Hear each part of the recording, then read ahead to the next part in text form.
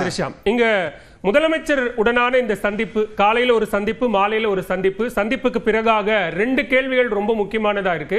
ஒன்னு, திமுக கூட்டணிக்கு அல்லது திமுகவோடு சேர போறீங்களா அப்படின்னும் போது நிரந்தர எதிரியா நண்பன் இல்லைங்கிறாரு. இன்னொரு கேள்வி, விஜயுடனான கூட்டணி குறித்து கேட்கும் போது அதுக்கு அவரோடு நானும் பேசவில்லை, என்னோடு அவரும் பேசவில்லை அப்படிங்கிறாரு. இதை எப்படி புரிஞ்சுக்கணும்?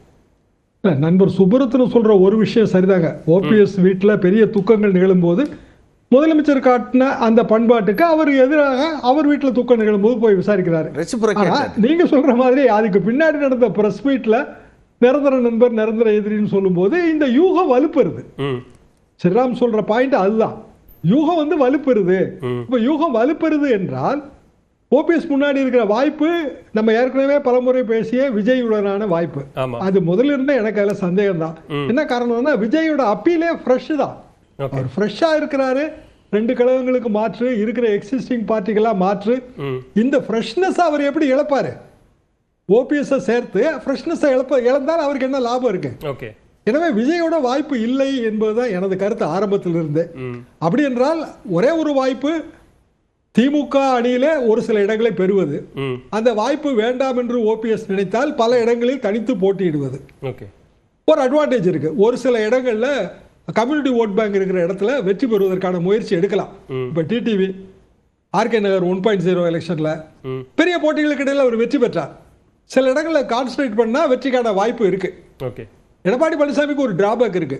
பாமக இதே மாதிரி 2 அணியா போனா, இப்ப டாக்டர் ராமதாஸ் அவர்கள் சில தினங்கள்ல முதலமைச்சரை சந்திப்பதற்கு வந்து அது இதே மாதிரியான ஸ்பெகுலேஷன்ஸுக்கு வழிவகுத்தால் எடப்பாடி பழனிசாமி அவர்கள் பெரிதும் கணக்கு போட்டு வைத்திருக்கிற கொங்கு மண்டலத்தில் அவருக்கு வெற்றி வாய்ப்பு குறையும்.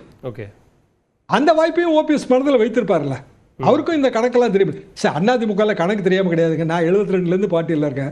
சுப்ரத்னம் எக்ஸ்எம்எல்ஏ முதலமைச்சராக பல முறை இருந்தவர்கள் வந்து ஓபிஎஸ் அவர்கள். இந்த கணக்கு எல்லாருக்கும் தெளிவா தெரியும். சரி, ஓட்டு வங்கி கணக்கு, ஓட்டு வங்கி கணக்குல பிஜேபி கணக்கு தான் வேற. ஏன்னா அவங்க வந்து தமிழ்நாட்டு ஓட்டு வங்கியில அவங்களுக்கு கணக்கு இல்லை. ஆனால் ஓபிஎஸ்க்கும் எடப்பாடி பழனிசாமிக்கு இடையில ஒரு காலகட்டத்திலே இணைப்பு ஏற்படாது என்பது எங்களுக்கு எல்லாம் உறுதியா தெரியும். சிம்பிள் ரீசன் என்னன்னா, திருப்பி மீண்டும் ஒரு முறை ஓபிஎஸ் 3 வருஷம் கழிச்சு கட்சிக்குள்ள கொண்டு வந்து 2026ல வென்றாலும் தோற்றாலும் ஓபிஎஸ் வந்து அவரோட நிலையில தொடரும். அதை எப்படி வந்து எடப்பாடி பழனிசாமி அவர்கள் ஒத்துக்கொள்வார்கள்? ஓபிஎஸ் முன்பே எடுத்திருக்க வேண்டிய முடிவு. ஆனா அவர் என்ன நம்பினார் அப்படின்னா, 2024 வரைக்கும் நம்ம அங்க இருந்தோம், 2024 நம்ம கேண்டிடேட்டா இருந்தோம், ஒரு 3 மாசம் தானே ஆயிருக்கு. ஏப்ரல் மாசம் அமித்ஷா அனௌன்ஸ் பண்ண பிறகுதானே சார் இந்த கூட்டணி. 3 மாசம் தான் மனமாற்றங்கள் ஏற்படலாம் என்று அவர் நினைத்திருப்பார். அது ஒரு நன்னம்பிக்கையின் வெளிப்பாடுதான்.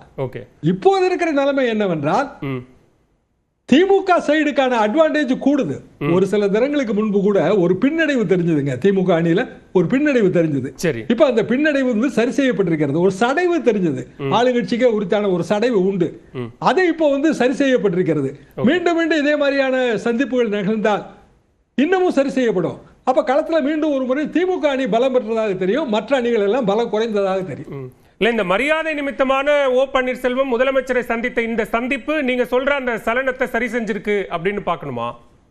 இல்ல, பேசு பொருளாயிடுறாங்கல்ல. இப்ப ஓபிஎஸ் ஒரு பேசு பொருள் ஆயிட்டாரு. முதலமைச்சர் எல்லாரும் அவரை போய் பாக்குறாங்க. அவர் வந்து தமிழ்நாட்டின் மூத்த தலைவர் அவர்தான் என்று தோன்றுகிறதா இல்லையா? அது இயல்பாக தோன்றதாங்க செய்யும். இன்னும் அடுத்தடுத்த சந்திப்புகளுக்கும் நிச்சயமா இடம் இருக்கு.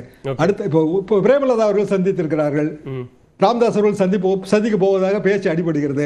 அப்ப தொடர்ந்து வந்து சந்திக்கும் போது நம்பர் 1 பிரைம் டிஃபெண்டர் யாரு? தமிழ்நாட்டோட நலன்களை அல்லது தமிழ்நாட்டோட ஃபண்டமெண்டல் பிரின்சிபிள்ஸை காப்பாற்றுவதில் முதன்மை பாதுகாவலர் யார்? திரு மு.க. ஸ்டாலின். அப்படியான தோற்றம் ஏற்படுது இல்ல? ஓகே, பேசுவோம்.